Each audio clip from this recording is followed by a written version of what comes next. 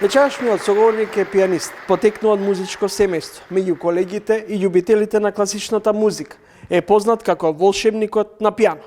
Минатата година за прв пат настапи во градот на класиката, Виена. Настапувал со огромен успех и во Страсбуршката филхармонија, Софиската филхармонија, Македонската филхармонија, Македонската опера и балет. Соработувал со еминентни уметници. Добре ден за Дино Имери. Добро ве најдов. Благодарам на поканата, многу ми е драго што сум тук. Господин Имери, изгледа музиката е класичниот збор во вашето семејство. Татко, мајка, брат, сопругата е. По вашите стапки, веројатно иде и малата керкичка. Дали тоа е музиката ја одбравте вие или таа вас? Одлично го кажавте ова.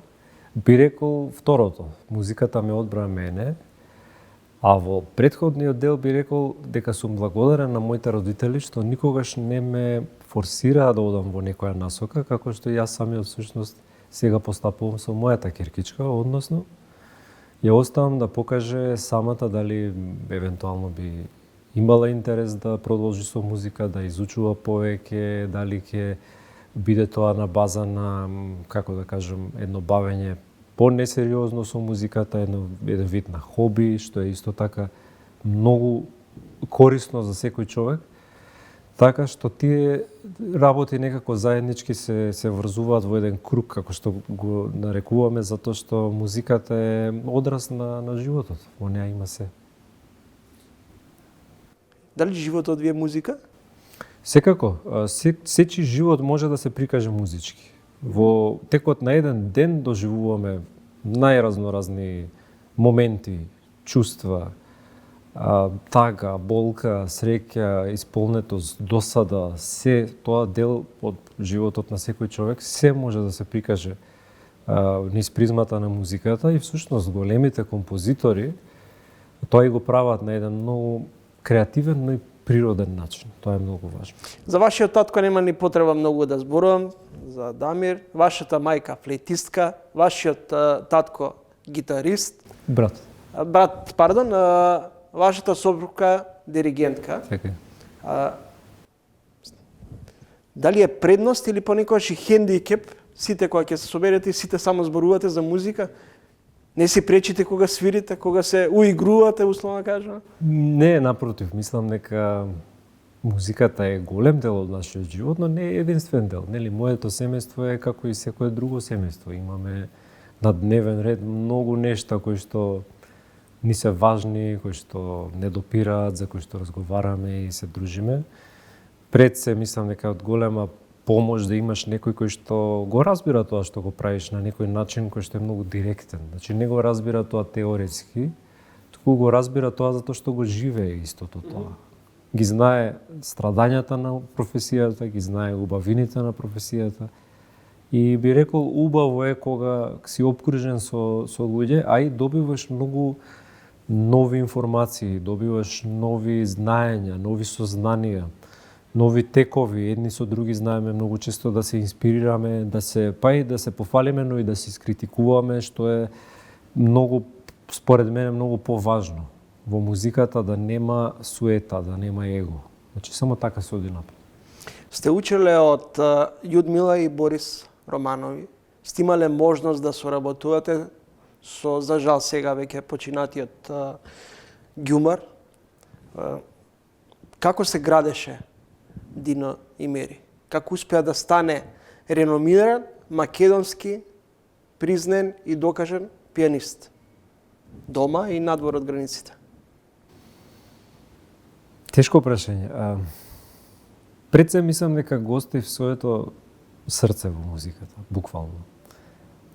Целосна психофизичка, ментална посветеност на една работа која што иако многу дава, исто така и зема, како и се она што кон кое што ќе пристапите со таква голема љубов, да не кажам дури и обсесија, на еден позитивен начин.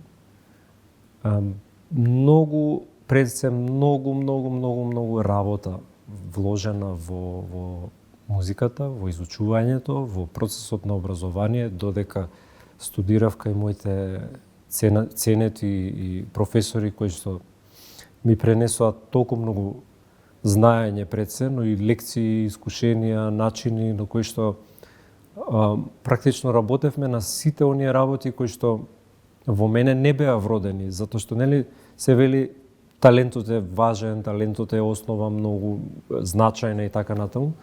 Меѓутоа има многу пропратни работи кои што се всушност поважни од талентот, кои што се градат во оние микромоменти, онаа дисциплина, онаа работна етика, обземеност со суштината на професијата. Значи не толку со резултатот на она што ќе го направите, колку што со процесот.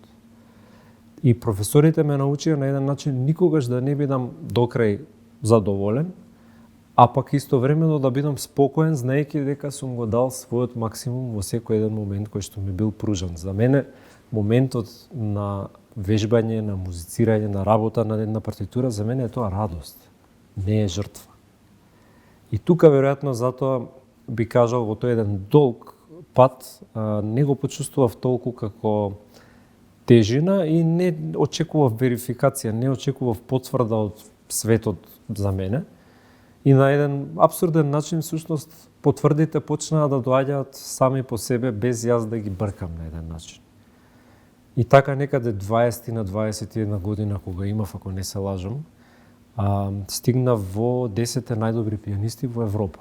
И сега на таа возраст, тоа е навистина една ситуација која што може да ве, колку што може да ви даде, може и да ви земе, нели? Бидејќи ако си кажете сами на себе, окей, достигнав сега нешто, тука доволно е, завршив, сега сум не знам што. Бидејќи малку е и абсурдно, мислам, одите во некое место, тоа се случуваше во Франција, се сеќавам тој надпревар, каде, не знам, луѓето ве сопираат по пат, бараат автограми, се сликаат со вас, ве има во весници и не знам што, се враќате дома, се исто, повторно, секојдневието продолжува. И на еден начин и нашето општество или, како да кажам, јавност, прашање колку ги препознава успесите на луѓето кои што живеат тука и творат, некако повеќе тоа се зема, како да кажам, здраво за готово. Јас го искористив тоа за дополнителна мотивација. Значи, таа рамнодушност, една да ја наречам, која што ја доживував кога се вратам дома. Тоа не ве обескрави, не ве демотивира? Кога, например, за прв пат, минатата година, настапивте во Виена. После 11 години, пауза, минатата година за прв пат настапивте на Охридско лето. Дали повеќе надвор сте ценети како уметници или дома? Дали дома бевте замрзнат музички? Дефинитивно и можам да кажам на многу начини се уште сум.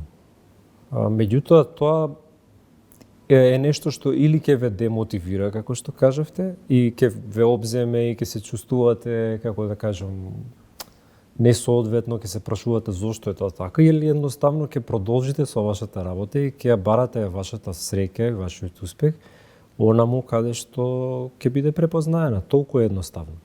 Јас таа рамнодушност, на почеток беше рамнодушност, а потоа би рекол одеше во другата крајност, дури во поглед на завист, на љубомора и многу други ситуации кои што произлегуваат од секој успех всушност.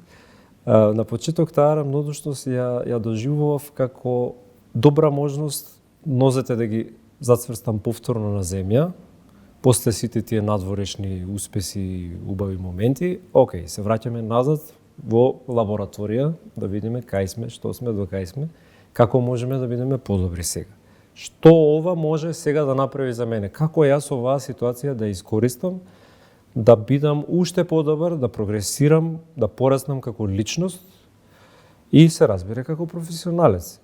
И во тој момент прво би рекол нормално првиот момент е шок, бидејќи не разбирате таа психологија, зошто луѓето реагираат така на успехот на нивен човек, нивно дете, некој од средината од која што и тие потекнува.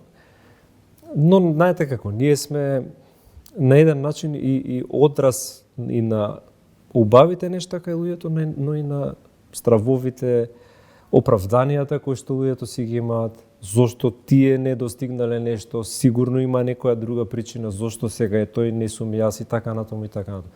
Че има многу наративи кои што луѓето ги користат на еден начин да си објаснат зошто се таму каде што се во животот. Постои ли зависност меѓу вас уметниците? Еве пред се меѓу вашите колеги пијано што свират, завист, љубомора, обид за престиж.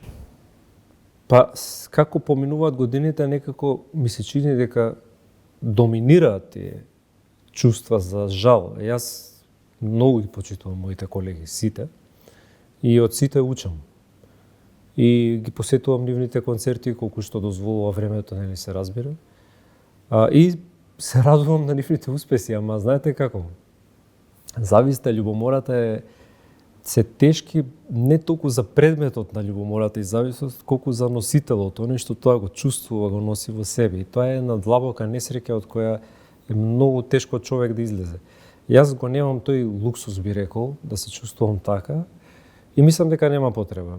За секој од нас има место под сонцето, особено во уметничка дејност како нашата. Мислам, да гледам јас во светот на спортот, каде нели спортот е компетитивност, треба да се надпреваруваме едни, јас треба да го победам противникот, тој сака да ме победи и мене и така натаму.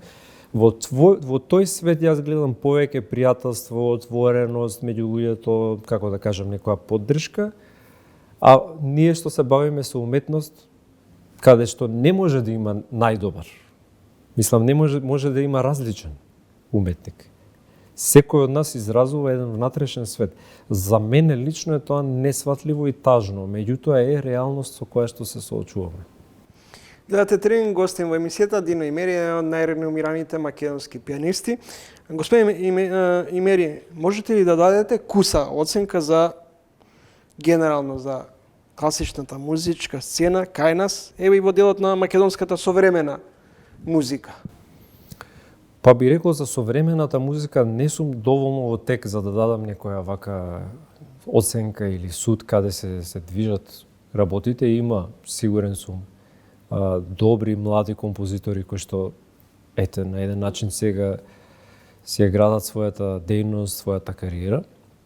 А во поглед на класичната музичка сцена би рекол дека оди одлично кога ќе се земе во обзир како се организирани нештата, кои луѓе ги носат одлуките, на каков начин. Сметате дека класичната музика е во чекор со европските и светски стандарди? Сметам за многу работи дека е не само во тек, туку и пред. Меѓутоа, начинот на кој што се организирани нештата, начинот на кој што се носат одлуките, луѓето кои што се одбрани да ги носат тие одлуки, за жал, не тргнуваат од позиција на професионализам, од позиција на музиката, на уметноста, на препознавање на она што е квалитетно, вредно, естетски, било како. Туку се одвиваат по сосема други некои принципи кои што најмалку имаат врска со музиката. Од лични суети, фрустрации до секакви поделби какви што може да замислите. За жал, мислам, не можат особено државните институции кои што се тука да ги стимулираат тие, особено знаете класичната музика, таа не е популарна музика, таа не е комерцијална музика во права смисла на зборот. Секогаш на еден начин, ако сакате да ја имате, морате да ја стимулирате, морате да ја поддржувате. Не се работи за износ на средства, се работи за однос. Односот, морам да кажам дека е на многу незавидно ниво и затоа велам, со оглед на тоа, како се поставени работите, чудо е што имаме ваква жива сцена и квалитетна. Меѓутоа, мислам дека се потпира на плеките на индивидуалци, кои што се сакаат таа работа и на еден начин можеби чувствуваат и некој пркос. Не сакам да се предадам, сакам да работам, сакам да опстојам, сакам да творам. Ова е мое време, сега сум жив, сега имам што да кажам.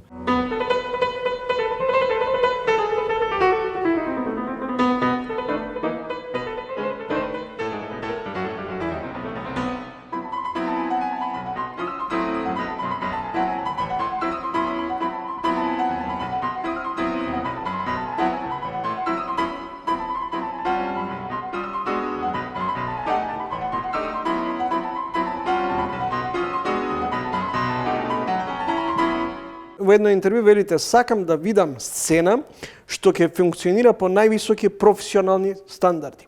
Амбиент во кој раководните функции ќе бидат препуштени на личности со најголем професионален и човечки кредибилитет и интегритет.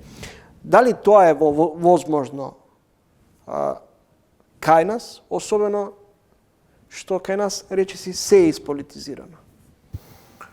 Точно. За жал, реалноста е таа. Дали е возможно? Јас сакам да верувам дека не е. Се извинувам. Како и кога тоа ќе се случи? Односно, прашање нели на мерката е, односно количината на мерка е одлука, свесност. Кое дно треба да се достигне пред да се запрашаме самите себе каде одиме со сето ова, колективно. Во моментов, општиот амбиент, општиот менталитет на луѓето, а и така е последниве години, не е тоа само што е некој тренд сега актуелен, се издвојуваат успешни индивидуалци и на еден начин, наместо да стимулираат, тие пречат, тие го попречуваат оној комфорт кој што постои, она статус кво во смисла на квалитетот, на интерпретација, на уметност, се двојат по нешто. Оние кои што гледаат од страна, страшно многу се повредуваат и навредуваат, бидејќи сте ги извадили од нивниот комфорт. Сега, како може, тој е млад, сега не може, зошто сега, не му давајте ова, не му давајте тоа, рано е, и почнуваат блокадите на секој начин, на секој ниво. Многу предрасуди постојат. Од, не знам, првенствено тоа, стари, млади, жена, дали може жена да биде диригент? Не може, сега ќе покажеме зошто. И сега се влегува во такви некои, како да кажам, терање на некои теории, на некои што не држат вода. Некои од најуспешните диригентки во светот се жени, да кажеме. Пианистки, жени, прекрасни, светски. Значи, на секој основ, политичките определби, каква врска би имало за слушателот, во публика кој што ја следи представата или концертот или било што, дали уметникот е припадник или не е припадник на некаква партија, на некакво верување, на некаква идеологија, се едно. Значи, тоа е големиот ликовен уметник кој што, ете, последните неколку животи од неговиот, последните неколку години од неговиот живот се познаваме, Владимир Георгиевски, ми остави една мисла која што ден денешен со мене ја носам. Ми велеше: Дино, кога политиката ќе влезе во моите четки, јас нема да можам никогаш да ги измијам тие четки. И тој ми го остави тој аманет, бидејќи за него моментот на сликање, моментот на уметникување е света работа. И треба да се оддели од сите тие работи на еден начин. Мислам дека ни фалат такви вистински уметнички личности кои што се на еден начин облагородени да ги препознаат сите тие разлики, меѓутоа да ги унифицираат преку својата уметност, не да направат уште поголем раздор во тоа. Многу примери имаме. Бах, музиката на Бах, таа е напишана во полифон стил. Полифонијата, односно повеќе гласи, каде што секоја линија која што е напишана во неговата музика е различна. Секој еден глас има свој свет, кој што е тотално различен од оној глас под него, басот, сопранот, алтот, тенорот. Сите гласови се различни, а заедно функционираат во совршена хармонија. Тоа го може музиката. Тоа го можат музичарите. За жал, музичарите се презафатени со работи кои што немаат врска со музика. За жал. Мислам дека секој треба да трне пред се од себе, да биде искрен со себе малку повеќе и да види докаде е, како е. Кога ќе излезете во светот, не е важно од кое семејство доаѓате, нема мама, нема тато, нема бато, нема стрина, тетка, сето она што кај нас, нели, на еден начин, понекогаш е фактор дали некој човек ќе дојде на раководна функција, дали ќе дојде на, не знам, до некаков успех, концерт, фестивал, како што споменавте, или ќе биде трнат, или ќе биде ставен и така натаму и така натаму. Личната суета мора да се трне на страна. Кога ќе дојдете во некој светски град, ќе настапувате како Виена ја спомнавте, или Лондон, или Париз, сега скоро бевме во Париз и во Лондон, во Виена, че во истиот ден имате стотици концерти. Не може ни една врска да ви помогне да ја освоите сцената. Мора да излезете таму и да покажете она што знаете и до каде сте и како сте. Да покажете да дадете некоја вредност на луѓето што дошле, одвоиле време, дошле да ја исперцепираат вашата уметност. Се уште постои тоа во оваа ера на технологии, дигитални и вакви и такви. Човек има потреба да излезе од својот дом, да помине кој знае каков пат, гужви и сето тоа во големиве градови, метро, кај нас, во помал град, подеднакво тешко да се стигне од едно до друго место, доаѓа и влегува на концерт. Вие нешто мора да му дадете на тој човек. Кога ќе се врати дома да се чувствува исполнето убаво, како нешто да добил. Се разбира тоа, вие кога одите во продавница, нели купувате нешто материјално. Ова е едно доживување. Вие кога одите на концерт, не купувате можеби ништо физички, меѓутоа добивате доживување кое што треба да биде незаборавно, да ве наполни со убава, позитивна енергија. Тоа се трудам да го правам. Во Македонија сум често присутен. На моја голема среќа, секогаш концертите се полни, луѓето доаѓаат, сакаат да слушаат, што ми дава чувство на оптимизам. Исто времено би кажал, позади сцената се соочуваме со многу предизвици кои што најчесто јавноста не е ни запознаена со тоа. Господин Имери, последниве години и пол-две одржавте 40 концерти, снимивте 3 албуми, напишавте музика за театар, имавте концерти во Словенија, Норвешка и други европски држави. Во април заминувате во Германија. Во Виена спомнав дека одсвиревте од Себастијан Бах, Лист, Рахманинов, Моцарт, Шопен. Што најмногу ви лежи? Или Бах? Убаво го спомнавте, Бах е вака. Поточно тие Голберг варијации, тоа е едно дело кое што јас веќе го работам последниве 6 години. Сега замислете која е комплексноста на таа музика и убавината, да може вашето внимание да го задржи 6 години работа.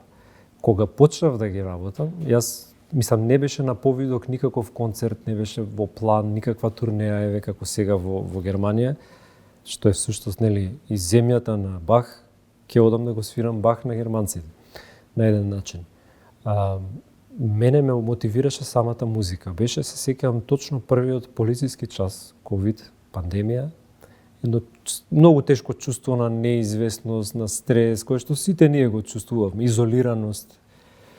И таа прва вечер, тој прв полициски час, ги земав и ги отворив нотите од овие Голбергови варијации од Бах, кои што се монументално дело, кое што целиот мој живот сакав да стигнам, да дојдам на едно ниво да можам да почнам да ги учам. И тоа учење нема крај.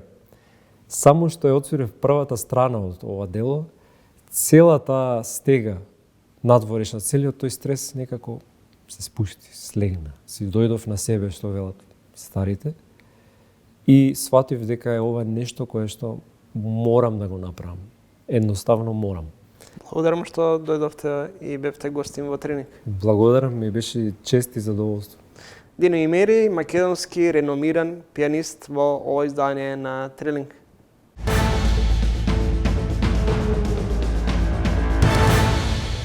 Следето уште едно издание на ТВ магазинот Трилинг, а вечерва ви најавувам идната недела ексклузивно како е формирана македонската масонска ложа од прегратките на српската во центарот на лондонските зидари. Големите мајстори говорат како се примале и кој се дел од 200 масони. Тука е крајот на уште едно издание на ТВ магазинот Трилинг. Ви закажувам нова средба за 7 дена во исто време. Петок 20 часот и 45 минути и недела 19. Довидување.